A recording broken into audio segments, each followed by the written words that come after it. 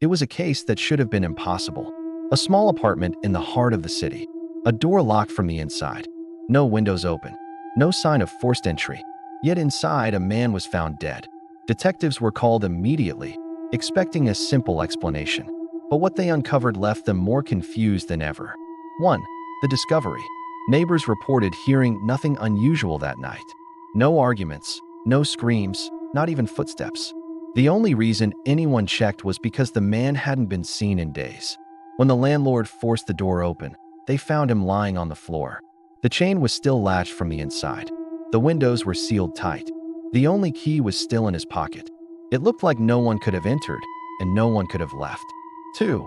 The puzzling evidence at first glance. Detectives considered it a natural death, but the scene didn't add up. The man's face showed fear, frozen in his last expression. A chair was toppled. A glass shattered nearby. On the wall, faint marks, as though something had scratched across the paint. Even stranger, his phone lay on the table with a half-written message. "It's here," but he never finished the sentence. No fingerprints. No footprints. No sign of anyone else. Just the victim in a room sealed shut. 3. Theories begin. Detectives worked around the clock, but the theories grew stranger by the hour. Some believed it was a clever trick, that the man had ended his own life and staged the room to look impossible. But the evidence didn't support it.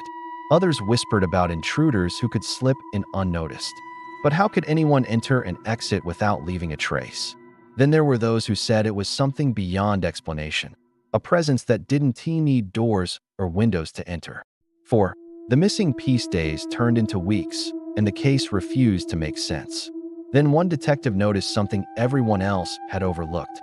The ventilation shaft, small, barely large enough for a person to crawl through, covered in dust, except for one faint smear, as if something had brushed against it.